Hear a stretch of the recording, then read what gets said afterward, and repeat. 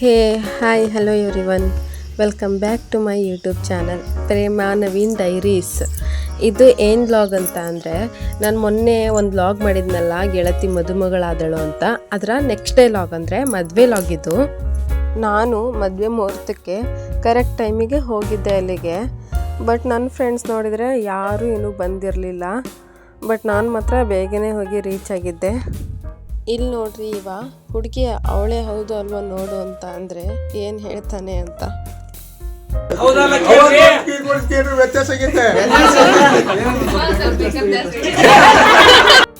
ಹೀಗಂದು ಬಿಡೋದ ನನ್ನ ಫ್ರೆಂಡಿಗೆ ಎಲ್ಲರೂ ತುಂಬಾ ನಗ್ತಾ ಇದ್ರು. ನಮ್ಮ ಫ್ರೆಂಡ್ಸ್ ಗ್ರೂಪಲ್ಲಿ ಆಗ್ತಿರೋ ಲಾಸ್ಟ್ ಮದುವೆ ಇವಳದೇನೆ. ಒಂದು ಖುಷಿ ವಿಚಾರ ಏನು ಅಂದರೆ, ಅವಳು ಇಷ್ಟಪಟ್ಟಿರೋ ಹುಡುಗನ್ನೇ ಮದುವೆ ಆಗ್ತಿದ್ದಾಳೆ. ಮನೇಲಿ ಒಪ್ಪಿಸಿ ಇಷ್ಟು ದಿನ ಕಾದು ಇವಾಗ ಅದೇ ಹುಡುಗನ ಮದುವೆ ಆಗ್ತಿದ್ದಾಳೆ ಅನ್ನೋ ತುಂಬ ಖುಷಿ ವಿಚಾರ ನಮಗೆಲ್ಲ. ಅವರಿಬ್ಬರು 100 ಕಾಲ ಒಟ್ಟಿಗೆ ಸುಖವಾಗಿ ಬಾಳಲಿ ಅಂತ ನಾನು ಆಶಿಸ್ತೀನಿ. ಜಗತ್ತಿನ ಎಲ್ಲ ಖುಷಿನೂ ಅವಳಿಗೆ ಸಿಗಲಿ ಅಂತ ಆಶಿಸ್ತೀನಿ.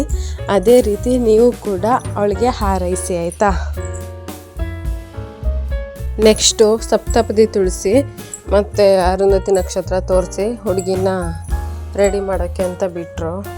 ಅಪ್ಪ, ಈ ಶೆಕೆಯಲ್ಲಿ ಮದುವೆ ಮಾಡೋದಂದ್ರಂತೂ ಒಂದು ದೊಡ್ಡ ಚಾಲೆಂಜೇ ಇದ್ದಂಗೆ ನಮಗೆ. ಅವಳು ರೆಡಿಯಾಗಿ ಹೋದ್ಮೇಲೆ ನನ್ನ ಫ್ರೆಂಡ್ಸ್ ಬಂದರು. ಆಮೇಲೆ ತುಂಬ ಲೇಟಾಗಿ ಬಂದರು. ಇಲ್ಲಿ ವಿಡಿಯೋ ಮಾಡೋರು ಯಾರೂ ಇಲ್ಲ ಅಂತ ಗೋಡೆಗೆ ಫೋನ್ ಇಟ್ಟು ಒಂದು ವಿಡಿಯೋ ಮಾಡ್ಕೊಂಡ್ವಿ.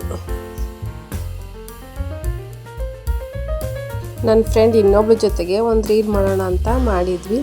ನೋಡೋಣ, ಗೆಸ್ ಮಾಡಿ ನಮ್ಮ ಆ್ಯಕ್ಷನ್ ಮೇಲೆ ಇದು ಯಾವ ರೀಲ್ ಇರ್ಬೋದು ಅಥವಾ ಯಾವ ಸಾಂಗ್ ಇರ್ಬೋದು ಅಂತ ಗೆಸ್ ಮಾಡಿ ನೋಡೋಣ, ಕಾಮೆಂಟ್ ಮಾಡಿ. ಫೋಟೋಸ್ ಕೂಡ ಹಾಗೆ ತಕ್ಕೊಂಡ್ವಿ. ಒಂದು ಬೇಜಾರು ಏನಂದರೆ, ನಾವು ಸೇವ್ ಮಾಡ್ಕೊಂಡಿರೋ ರೀಲ್ನ ಒಂದು ನಮಗೆ ಮಾಡೋಕ್ಕಾಗಲಿಲ್ಲ. ತುಂಬ ಬೇಜಾರಾಯಿತು. ನಾವು ಫೋಟೋಸ್ ತೆಗೆಸ್ಕೊಳ್ಳೋ ಅಷ್ಟೊತ್ತಿಗೆ ನಮಗೆ ತುಂಬ ಹೊಟ್ಟೆ ಹಸಿತಿತ್ತು. ಮತ್ತು ಇನ್ನೊಂದು ಯೋಚನೆ ಇತ್ತು, ಎಲ್ಲಿ ಐಟಮ್ಸ್ ಖಾಲಿ ಆಗ್ತಾವೋ ಅಂತ. ಅದಕ್ಕೆ ಪ್ರೆಸೆಂಟೇಷನ್ ಕೊಡೋ ಬದಲು ಫಸ್ಟ್ ಊಟ ಮಾಡಿ ಬಂದು ಆಮೇಲೆ ಸ್ಟೇಜ್ ಹತ್ರ ಹೋಗೋಣ ಅಂತ ಊಟಕ್ಕೆ ಹೋದ್ವಿ. ಊಟ ಮಾಡೋ ಹತ್ರ ನನ್ನಿಬ್ಬರು ಫ್ರೆಂಡ್ಸ್ ಕೂಡ ಬಂದರು. After very very long time ಇವ್ರನ್ನ ನೋಡ್ತಿರೋದು ಖುಷಿ ಆಯಿತು ನೋಡಿ.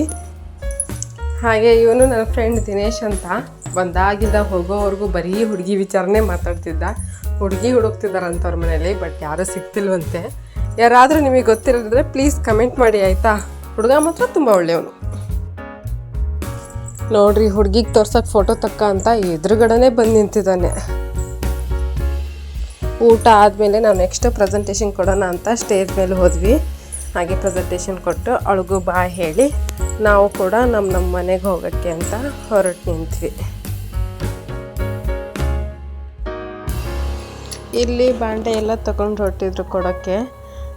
ಮತ್ತು ಇಲ್ಲಿ ವಿದ್ಯಾ ಅಂದರೆ ಮದುಮಗಳಿದ್ದಾಳಲ್ಲ, ಅವರ ಅಣ್ಣಂಗೆ ಸೀರೆ ಉಡಿಸಿದ್ರು. ಆ ಅಣ್ಣ ತುಂಬ ಶೈ ಫೀಲ್ ಮಾಡ್ತಾ ಇತ್ತು ಪಾಪ.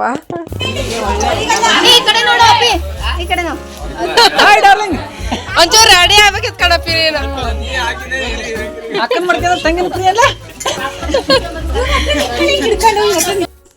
ಇಲ್ಲಿ ಎಲ್ಲರೂ ಅವಣ್ಣಂಗೆ ಫೋಟೋಸ್ ವಿಡಿಯೋಸ್ ಅಂತ ತುಂಬ ಹಿಂಸೆ ಕೊಡ್ತಿದ್ರು. ಅದರಲ್ಲೇ ನಾನು ಇನ್ನೂ ಸ್ವಲ್ಪ ಹಿಂಸೆ ಕೊಟ್ಟರೆ ಏನೂ ಆಗಲ್ಲ ಅಂಥೇಳಿ ನಾನು ಸ್ವಲ್ಪ ಫೋಟೋಸ್ ವಿಡಿಯೋಸ್ ತಕ್ಕೊಂಡೆ.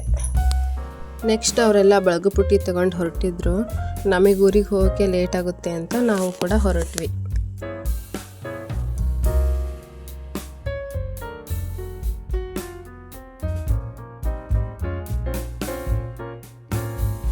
ನನ್ನ ಫ್ರೆಂಡ್ ಮಗಳು ಪ್ರೇಕ್ಷಂಗೆ ಬಾಯ್ ಹೇಳಿ ಹೊರಟ್ವಿ ನಾನು ಕಾವ್ಯ. ಈ ನಮ್ಮ ಕಾವ್ಯ ಮಗುಗೆ ಏನು ಸಿಟ್ಟೋ ಏನೋ ಗೊತ್ತಿಲ್ಲ ನನ್ನ ಮೇಲೆ. ನಾನು ನೋಡಿದ್ರೆ ಹಲ್ಲು ಕಚ್ಚೋದು, ಹೊಡಿಯೋದು, ಜಿಟ್ಟೋದು ಮಾಡ್ತಿದ್ದ. ಅವನು ಶಿಕಾರಿಪುರದ ಡಾನ್ ಅಂತೆ ಅವನು. ಇಲ್ಲಿ ಕಾವ್ಯ ಮಗಳು ವೈಶುಗೂ ಬಾಯ್ ಹೇಳಿ ಅಷ್ಟೊತ್ತಿಗೆ ನಮ್ಮ ತಮ್ಮ ಬಂದ ನಾನು ಕರ್ಕೊಂಡೋಗೋಕ್ಕೆ. ಸೊ ಅವನ ಜೊತೆಗೆ ನಾನು ಹೊರಟೆ. ಇಲ್ಲಿ ನಮ್ಮಣ್ಣ ಹೊಸ ಟ್ರ್ಯಾಕ್ಟರ್ ತಂದಿದ್ದ. ಹೇಗಿದ್ರು ನಾವು ಹೋಗಿದ್ವಲ್ಲ, ಅದಕ್ಕೆ ಇವತ್ತೇ ಪೂಜೆ ಇಟ್ಕೊಳ್ಳೋಣ ಅಂಥೇಳಿ ರಾತ್ರಿ 8 ಗಂಟೆ ಸುಮಾರು ಪೂಜೆ ಇಟ್ಕೊಂಡಿದ್ವಿ. ಸೊ ಇಲ್ಲಿ ನಾನು ಟ್ಯಾಕ್ರಿ ಪೂಜೆದು ಎಲ್ಲ ಮುಗಿಸ್ಕೊಂಡು ನಾವು ನಮ್ಮೂರಿಗೆ ಹೊರಟ್ವಿ. ಆಲ್ರೆಡಿ 10-10:30 ಆಗಿತ್ತು.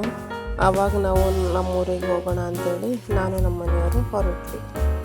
ಏನಂದರೆ ತುಂಬ ಒಳ್ಳೊಳ್ಳೆ ಮೂಮೆಂಟ್ಸ್ ಇರುತ್ತೆ ಕ್ಯಾಪ್ಚರ್ ಮಾಡಲಿಕ್ಕೆ, ಬಟ್ ನನಗದು ಸಡನ್ಲಿ ಮೈಂಡಿಗೆ ಬರೋದೇ ಇಲ್ಲ ವಿಡಿಯೋ ಮಾಡಬೇಕು ಅಂಥೇಳಿ. ಏನಕ್ಕಂದರೆ ಇನ್ನೂ ಹೊಸದಾಗಲ್ವ ನಾನು ಸ್ಟಾರ್ಟ್ ಮಾಡಿದ್ದು. ಸೊ ನೋಡೋಣ ಮುಂದೆ ಸರಿ ಹೋಗುತ್ತೆ ಅಂತ. ಅದೆಲ್ಲ ಇನ್ಸಿಡೆಂಟ್ ಆದಮೇಲೆ ಅನಿಸುತ್ತೆ, ಓ ಇದು ವಿಡಿಯೋ ಮಾಡಿದರೆ ಚೆನ್ನಾಗಿರ್ತಿತ್ತಲ್ವಾ ಅಂಥೇಳಿ. ಮತ್ತು ನಂದು ಎಡಿಟಿಂಗ್ ಕೂಡ ಅಷ್ಟೊಂದು ಪರ್ಫೆಕ್ಟ್ ಇಲ್ಲ. ನೋಡೋಣ ಮುಂದೆ ಹೋಗ್ತಾ ಸರಿ ಹೋಗುತ್ತೆ ಅಂತ. ಪ್ಲೀಸ್ ಇವಾಗ ಲೈಕ್ ಮಾಡಿ, ಶೇರ್ ಮಾಡಿ, ಸಬ್ಸ್ಕ್ರೈಬ್ ಮಾಡಿ. Thank you for watching. Love you all.